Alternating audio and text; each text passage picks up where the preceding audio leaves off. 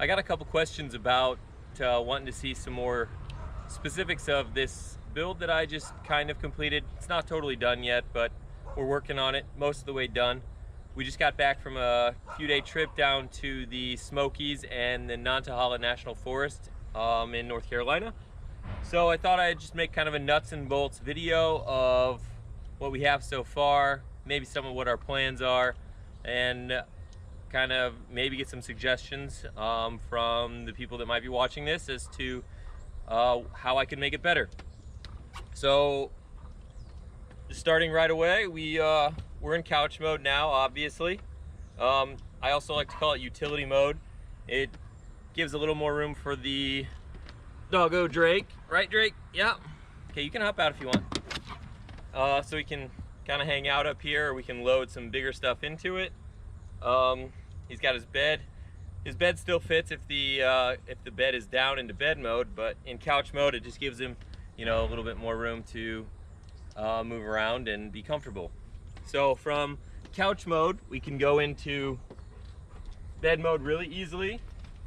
Got these cushions here, and the backrest just swings right on down. Push the cushions back so it clears all the way. Bam. Now you're down into bed mode. I made the whole frame out of steel, welded it together, just some angle iron I had. Next time I'd probably use lighter angle iron and make the whole structure lighter. It's still not even very heavy, but still, I mean, it's overbuilt. And then the reverse of that would just be to push the cushions back. These cushions are actually 25 inches wide each, and the platform is only 48, you know, standard plywood.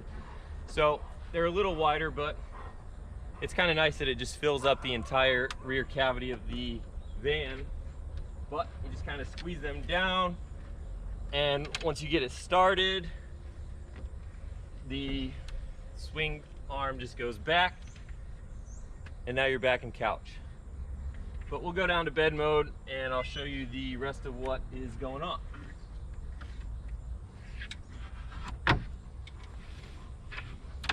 Bed mode.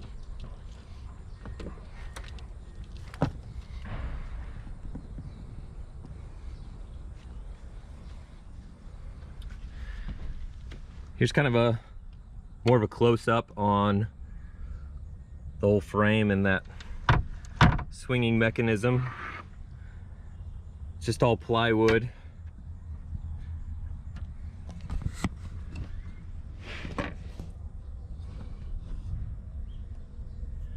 And angle iron.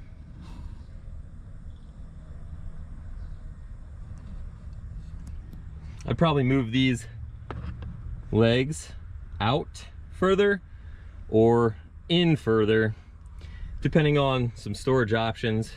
They're sort of in a sweet spot for, you know, being able to slide stuff in, but you live and you learn, right? Back there you can see the electronics that we have so far. Obviously this is a DC to DC charger, so every time the van runs it charges a LiFePO battery that I built. And then over here is just the fuse block that supplies power to the refrigerator, the actuator, and then USB power plugs next to the bed for charging devices.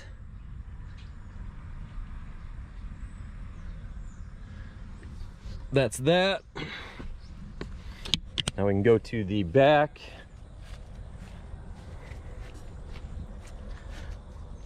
So I got these cushions on Amazon, Cushy Form or Foam. They are tri-fold, and they're awesome for this purpose, that they just kind of flop up and lay flat, and you have access to the rear. I think the biggest design challenge was trying to find a way to utilize this rear seat well. The rear seat on the Sienna would normally just fold down and store in this area here. And I did a build for my girlfriend's brother where we just had a normal platform and it would swing up like a trunk. And I mean, it works fine. You put stuff in it, but you just sort of have to take everything out to utilize any of it, which means then you kind of need a table to pull all your stuff out, or you're just setting it on the ground. So trying to figure out how I would utilize that even better. And I came up with what we've got here, but we'll start here first. This is what I just call beer mode. So you can get into the fridge, pop that open, and you've got all your stuff down there. It's a 16 quart Alpacool, and right now, you know, don't have much in it. Still the remnants of our camping trip over the weekend.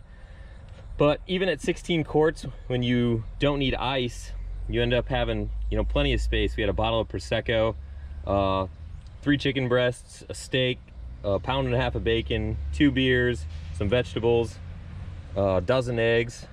So, I mean, it stores quite a bit. These latches are something I need to figure out a little, something better. I think I finished this hours before we went on our trip, and I don't know, obviously they are subpar, but it seems to work okay for now. I had a question about ventilation for the refrigerator. It looks like the way that this just doesn't close all the way. So I think that with this big gap, and I mean, the cushion does come up to the end of it, but through the sides, maybe there's enough space. The refrigerator doesn't cycle that much, and it doesn't draw my battery down. So whatever it's doing is fine by me. And as long as it keeps working, cool. Come down here, you can see a switch, and I think this is probably the coolest part of this build. Flip that switch to up.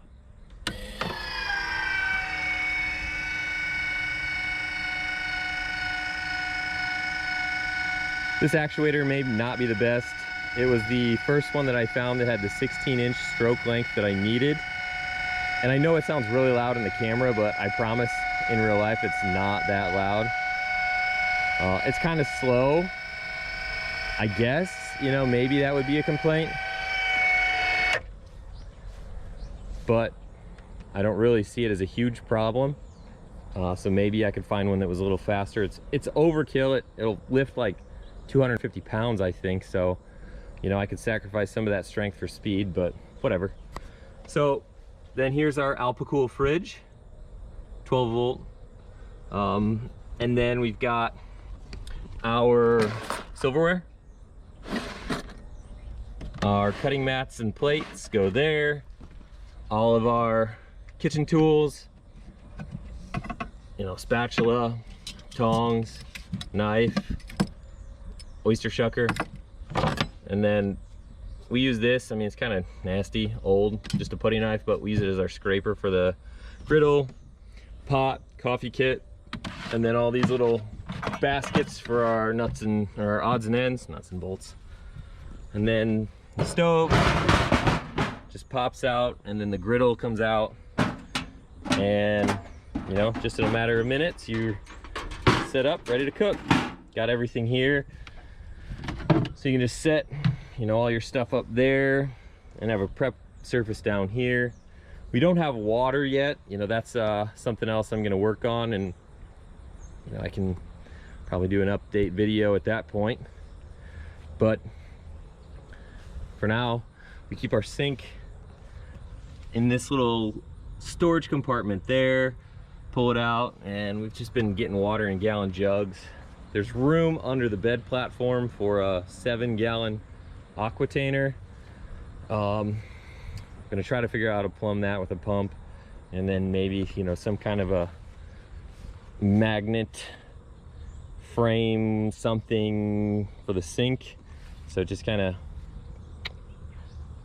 right there onto the side of the van, and you know, then a faucet as well. But for now, you know, we can cook and figure out a way to clean. But just as easily as it comes up, it packs away. Close up the stove, slide it back in, put this propane back in here, and then go down.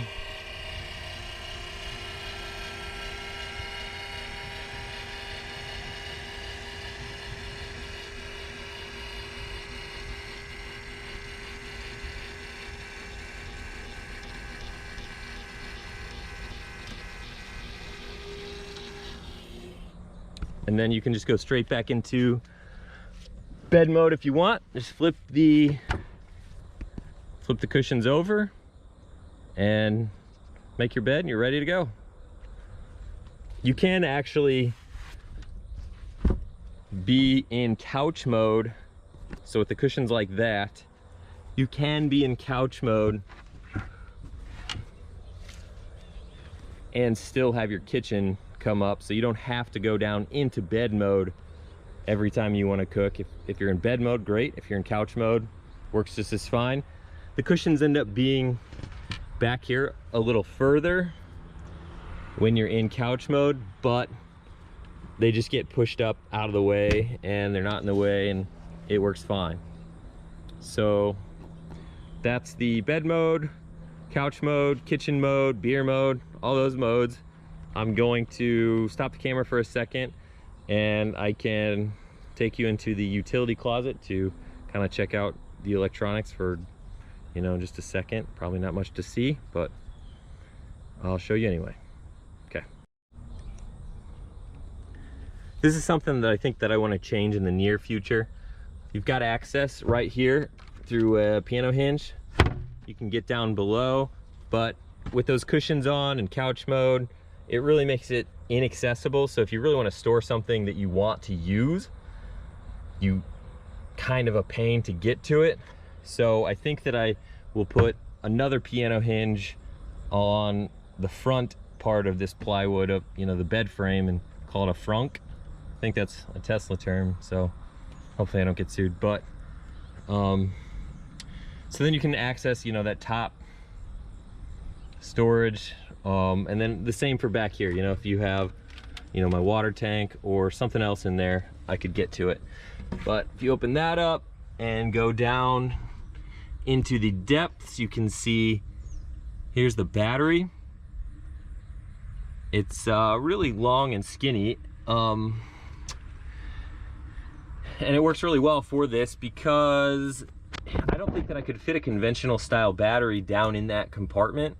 Conventional, I mean something like a Battleborn or a bigger AGM or lead acid or whatever. I don't think that would fit down there. So just building this, it's a 4S15P, made with cells I got from Battery Hookup, and they're LifePo, and it just fits right down in there really well. And like I said, it's charged with the DC to DC charger and goes into the fuse block, and so far it works really well. I don't have a solar panel permanently mounted, but I do have one that's a folding panel. So where I camp, it seems to be mostly shady anyway, so you can't, having a panel on top of the roof would just kind of be more aerodynamic drag than the 100 watts you might get occasionally. So it seems to work out, or will work out. You know, I can just take this battery right out if I want, flip you around, and I've got shrink tube coming. I know somebody might say that that's not well insulated. That's a ton of Captain tape, and I'm gonna put some shrink tube on it and make it better. And then I've just got this XT60 connector, and it will plug into the charge controller for the solar panel, so I can park the van in the shade. And obviously this battery doesn't weigh much. Take it to wherever I can find some sun, and I don't know if I said it, but it's 729 watt hours, and so far it seems to be plenty for just keeping the fridge going and keeping some USB going, and every time you run the van it charges back up. If you were off grid for a while and you didn't have a way to, or you wanted to check on your battery, I've got these USB ports here that are only connected to the battery. Oh, I've got to plug the battery back in, otherwise that will not come on.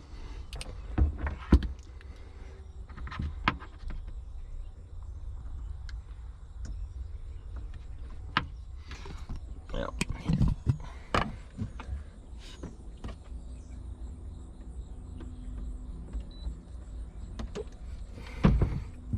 okay, so if you're just chilling off grid, you can just click this and it'll give you a quick indication of your battery charge. I mean, it's not super accurate. It's not going to tell you really what capacity, but you'll have a pretty good indication of whether you're really close to dead or not. But click it off, close the cap, and there's one on both sides. And so far it works. I don't think I need any more battery. You know, a solar panel for if I'm, you know, parked for a while will be nice. I'll probably use it. But that's the gist of the van build. You can see here I've got these turnbuckles just to kind of hold it in, but it is also bolted into the rear seat mounts down there, so it feels really secure, and it is really secure. And you know, this steel frame is super strong, and I think that you know, having that steel frame just kind of ends up, you know, being so much less bulky that you have a bunch more room to stick stuff and clearance underneath the frame between the floor of the van. So that's the van build. If you have any questions, go ahead and post your comments, and I'll try to sort through them the best that I can. I can't imagine there's going to be that many, so that should be easy. If you have any suggestions for ways I can make it better, I'd love to hear them. You know, it's still in the process of being finished. It's functional. We used it. We loved it. It's comfortable. But if you got a way that you can make it, or that you would make it better, I'd love to hear it. And expect, you know, an update as I move along. Thanks for watching. I hope you like my build.